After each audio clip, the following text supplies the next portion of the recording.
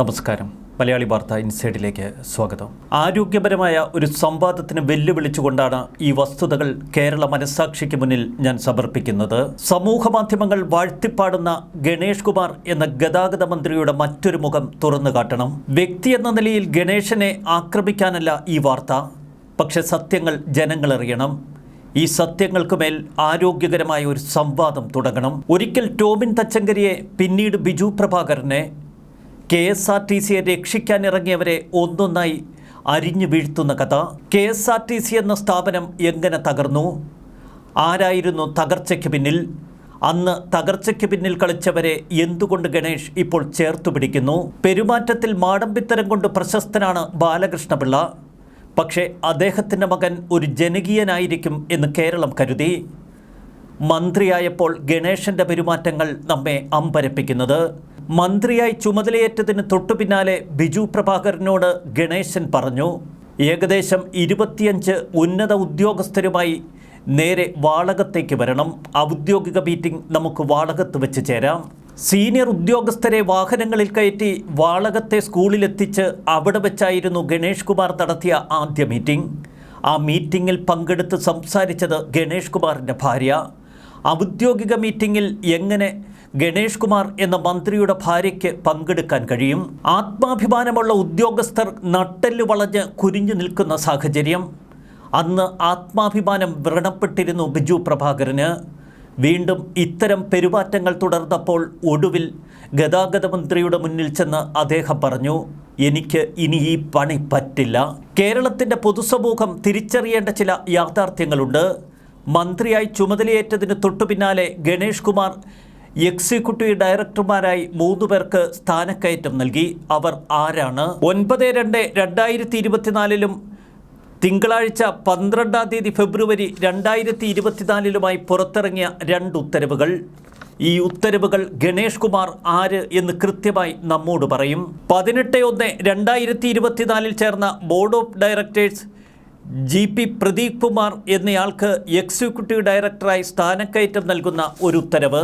രണ്ടാമത്തെ ഉത്തരവിൽ Shri R Chandrababu mechanical എഞ്ചിനീയറിനെ സൂചന ഉത്തരവ് പ്രകാരം എക്സിക്യൂട്ടീവ് ഡയറക്ടർ തസ്തികയിലേക്ക് സ്ഥാനക്കയറ്റം നൽകുന്നു. PM Sharaf Muhammad executive director project and civil വർക്സിന്റെ താൽക്കാലിക ചുമതല നൽകി ഉത്തരവാകുന്നു. എക്സിക്യൂട്ടീവ് ഡയറക്ടർമാരായി ഇപ്പോൾ സ്ഥാനക്കയറ്റം ലഭിച്ചിരിക്കുന്ന ഈ 3 പേർ ആരാണ്? ഇവർക്കെങ്ങനെയാണ് ഇത്തരമൊരു സ്ഥാനക്കയറ്റം ഇപ്പോൾ ലഭിച്ചിരിക്കുന്നത്?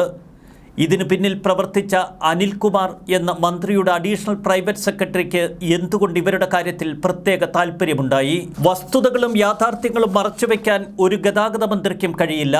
കഴുത്തിൽ 10 അല്ല 100 മൈക്കുകൾ കെട്ടിത്തൂക്കി സമൂഹ മാധ്യമങ്ങളിലൂടെയും ചാനലുകളിലൂടെയും അഭിനയത്തിൻ്റെ പാഠവും ഉപയോഗിച്ച് ചിലതൊക്കെ വിളിച്ചു പറഞ്ഞാലും യാഥാർത്ഥ്യങ്ങൾ നമുക്ക് കുഴിച്ചു മൂടാൻ കഴിയില്ല. അതുകൊണ്ട് തന്നെയാണ് മലയാള മനോരമയിൽ ഒരിക്കൽ വന്ന ഈ വാർത്ത നമ്മൾ ശ്രദ്ധിക്കേണ്ടത്. 400 കോടിയുടെ ക്രമക്കേട്, KSRTCയിൽ വൻ അഴിമതി, 2 ഉദ്യോഗസ്ഥരെ മാറ്റി നിയമിച്ചു. KSRTCയെ തകർത്ത അഴിമതി കഥകൾ അന്ന് മലയാള മനോരമ അടക്കമുള്ള മാധ്യമങ്ങൾ റിപ്പോർട്ട് ചെയ്തത് സസൂക്ഷ്മം നമ്മൾ വായിച്ചു.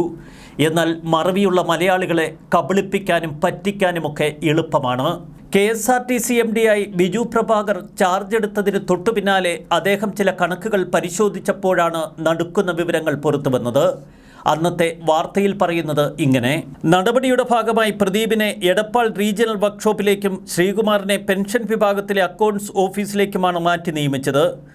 3 ചേർന്ന് 400 കോടി രൂപയുടെ അഴിമതി നടത്തിയെന്നാണ് പ്രാഥമിക വിലയിരുത്തൽ. KSRTC MDയായി ചുമതലയേറ്റതിനു ശേഷം കോർപ്പറേഷൻ്റെ വരവ് ചെലവ് കണക്കുകൾ സംബന്ധിച്ച വിശദമായ പരിശോധന നടത്തിയപ്പോഴാണ് വൻതുകയുടെ വെട്ടിപ്പ് കണ്ടെത്തിയത്. ഇരുവരും ചേർന്ന് കോർപ്പറേഷന് ഭീമമായ നഷ്ടമാണ് വരുത്തിയിരിക്കുന്നത്. ഇവരുടെ സാമ്പത്തിക സ്രോതസ് അന്വേഷിക്കണമെന്നാവശ്യപ്പെട്ട് MD സർക്കാരിന് കത്ത് നൽകി. KSRTCയിലെ വിജിലൻസ് വിഭാഗത്തിന് അന്വേഷണ ചുമതല നൽകരുത് എന്നും MDയുടെ കത്തിലുണ്ട്. പ്രദീപ് കുമാർ എന്ന വ്യക്തിയുമായി ചേർന്ന് നമ്മൾ കേട്ടത് 400 കോടി രൂപയുടെ വലിയ വെട്ടിപ്പ്. അക്കാലത്ത് KSRTCയുടെ തകർച്ചയ്ക്ക് പിന്നിൽ കോടികളുടെ വെട്ടിപ്പാണ് എന്ന് കേരളം ചർച്ച ചെയ്തിരുന്നു.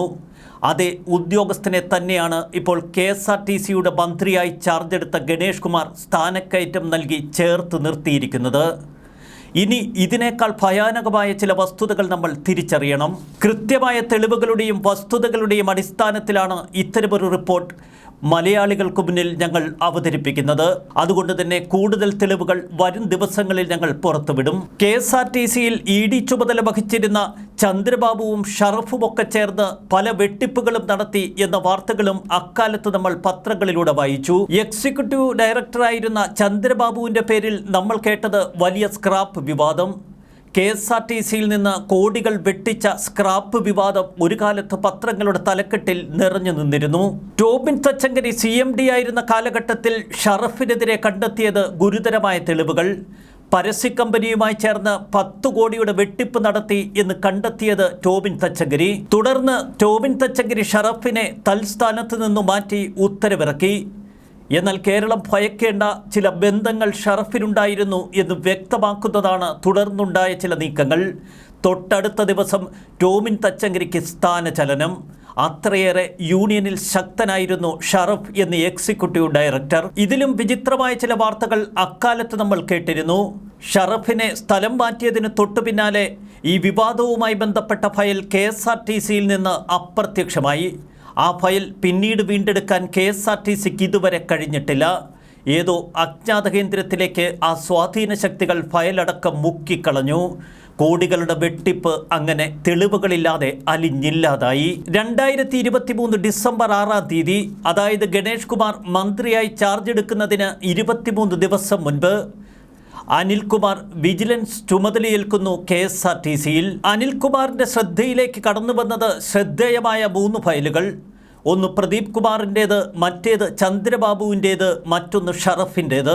വിജിലൻസ് കേസന്വേഷണം ഒരിടത്തുമെത്താതെ നിൽക്കുന്ന കാഴ്ച. എന്നാൽ ഈ ഫയലുകൾ പൂർണ്ണമായി അന്വേഷണം അവസാനിപ്പിച്ച് മടക്കിക്കെട്ടുന്ന കാഴ്ചയാണ് പിന്നീട് നമ്മൾ കണ്ടത്. അത് ഗണേഷ് കുമാർ മന്ത്രിയായി ചാർജ് എടുത്തതിനു ശേഷം. KSRTCയിൽ ഏറ്റവും ശക്തരായ ഉന്നത സ്വാധീനങ്ങളുള്ള ഉന്നത ഉദ്യോഗസ്ഥരെ ആ കേസിൽ നിന്ന് രക്ഷപ്പെടുത്തിയതാര്? അനിൽകുമാർ KSRTCയുടെ വിജിലൻസ് നേതൃസ്ഥാനത്ത് നിന്ന് അവരെ രക്ഷപ്പെടുത്തുകയായിരുന്നു. ഗണേഷ് കുമാർ മന്ത്രിയായതിന് തൊട്ടു പിന്നാലെ അനിൽകുമാർ ഗണേഷ് കുമാറിൻ്റെ അഡീഷണൽ പ്രൈവറ്റ് സെക്രട്ടറിയായി മാറുന്ന കാഴ്ച. ഗണേഷ് കുമാറിനെ ചേർത്ത് നിർത്തി ഫോട്ടോയടക്കം സമൂഹ മാധ്യമങ്ങളിൽ അനിൽകുമാർ പങ്കുവച്ചിരുന്നു. പിന്നീട് അനിൽകുമാറും പ്രദീപ് കുമാറും ഒക്കെ ചേർന്ന ആ പഴയ ലോബി ഇതാ KSRTCയെ നിയന്ത്രിക്കുന്നു. ഒപ്പം ഗണേഷ് കുമാർ എന്ന മന്ത്രിയും. KSRTCയിൽ ആക്ഷേപങ്ങൾ കേട്ട കഴിവുകളില്ലാത്ത ഉന്നത ഉദ്യോഗസ്ഥരെ തൽസ്ഥാനത്ത് നിന്ന് മാറ്റണം എന്ന ഒരു റിപ്പോർട്ട് നമുക്ക് മുന്നിലുണ്ട്. KSRTCയെ രക്ഷപ്പെടുത്താനുള്ള മാർഗങ്ങൾ ആരാഞ്ഞ സുശീൽ ഖന്ന റിപ്പോർട്ട്. ആശ്രിത നിയമനത്തിലൂടെ കണ്ടക്ടറും ക്ലർക്കുമൊക്കെയായി KSRTCയിൽ പ്രവേശിച്ച ചിലർ ഒടുവിൽ എക്സിക്യൂട്ടീവ് ഡയറക്ടർ പോസ്റ്റിലെത്തിയ കാഴ്ചയാണ് സുശീൽ ഖന്ന വിവരിച്ചത്.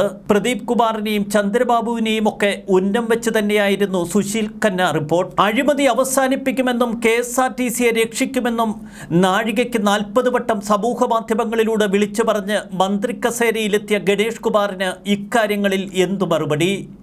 400 കോടി രൂപയുടെ വെട്ടിപ്പ് സംബന്ധിച്ച വിജിലൻസ് അന്വേഷണം എവിടെയെത്തി? അന്ന് ബിജു പ്രഭാകർ തൻ്റെ ഫയലിൽ കുറിച്ചിരുന്ന ഒരു വാക്കുണ്ട്: KSRTC വിജിലൻസ് വിങ്ങിനെ കൊണ്ട് ഈ കേസ് അന്വേഷിപ്പിക്കരുത്, പുറത്തുള്ള ഒരു ഏജൻസിക്ക് കൈമാറണം എന്ന് പറഞ്ഞ കേസ് അട്ടിമറിച്ചതിന് പിന്നിൽ ആരാണ്? ഒന്നും രണ്ടുമല്ല, 400 കോടി രൂപയുടെ വെട്ടിപ്പ്. എന്തുകൊണ്ട് ഇത്തരം ആരോപണങ്ങൾ കേട്ടവരെ വീണ്ടും എക്സിക്യൂട്ടീവ് ഡയറക്ടർമാരായി സ്ഥാനക്കയറ്റം നൽകി ഗണേഷ് കുമാർ ചേർത്തു പിടിക്കുന്നു? ഇലക്ട്രിക് ബസ് കേരളത്തിൽ വേണ്ട എന്ന് നാഴികയ്ക്ക് 40 വട്ടം പറഞ്ഞ് വിവാദങ്ങൾ വിളിച്ചു വരുത്തിയ ഗണേഷ് കുമാറിൻ്റെ പല പ്രവർത്തനങ്ങളും നമുക്ക് സംശയങ്ങൾ ജനിപ്പിക്കുന്നതാണ്. ഇക്കാര്യങ്ങളിൽ വ്യക്തത വരുത്തേണ്ടത് ഒരു ഗതാഗത മന്ത്രി എന്ന നിലയിൽ ഗണേഷ് കുമാർ തന്നെ. ഗണേഷ് കുമാർ മന്ത്രി എന്ന നിലയിൽ അതിരുവിടുന്നു, പരിധി വിട്ടു പ്രവർത്തിക്കുന്നു എന്നതിൻ്റെ നിരവധി തെളിവുകൾ ഞങ്ങളുടെ പക്കലുണ്ട്. വരും ദിവസങ്ങളിൽ ഒന്നൊന്നായി കേരള മനസ്സാക്ഷിക്ക് മുന്നിൽ ഞങ്ങളവ സമർപ്പിക്കാം. എങ്കിലും ഇക്കഴിഞ്ഞ ദിവസം ശ്രീജിത്ത് മന്ത്രിയുടെ ചേംബറിലെത്തി ആ മേശയിലടിച്ച് ഗണേഷ് കുമാറിൻ്റെ വിരട്ടിയ വാർത്തയ്ക്കപ്പുറം ചില യാഥാർത്ഥ്യങ്ങളുണ്ട് എന്ന് നിങ്ങൾ തിരിച്ചറിയണം. ആ പൊള്ളുന്ന യാഥാർത്ഥ്യങ്ങൾ ഉദ്യോഗസ്ഥരെ നിലയ്ക്ക് നിർത്താനുള്ള മന്ത്രിയുടെ തത്രപ്പാട് മാത്രമല്ല, അതിലപ്പുറം ചില മാടമ്പിത്തരങ്ങളും ഒളിഞ്ഞിരിപ്പുണ്ട്. സിനിമയിൽ അഭിനയിക്കാം, പക്ഷേ രാഷ്ട്രീയത്തിൽ മന്ത്രിയായി പ്രവേശിക്കുമ്പോൾ ഇത്തരം അഭിനയങ്ങൾ അവസാനിപ്പിക്കുന്നതാണ് നല്ലത്. കാരണം കേരളത്തിൻ്റെ മനസ്സ് ഇക്കാര്യങ്ങൾ പെട്ടെന്ന് തിരിച്ചറിയും. സമൂഹ മാധ്യമങ്ങളിൽ താരമായ നല്ല അഭിനേതാവായ ഗണേഷ് കുമാറിനെ കുറിച്ചൊരു വാർത്ത ചെയ്യുമ്പോൾ അത് വസ്തുതകളുടെ പിൻബലത്തിലാവണം എന്ന് ഞങ്ങൾക്ക് നിർബന്ധമുണ്ട്. അതുകൊണ്ട് തന്നെയാണ് കേരളത്തിൻ്റെ പൊതുമനസാക്ഷിക്ക് മുന്നിൽ ഈ വസ്തുതകൾ ഞങ്ങൾ അവതരിപ്പിക്കുന്നത്. ഇനി സംവാദങ്ങളിലേക്ക് നമുക്ക് കടക്കാം. ന്യൂസ് ഡെസ്ക് മലയാളി വാർത്ത ഇൻസൈഡ്.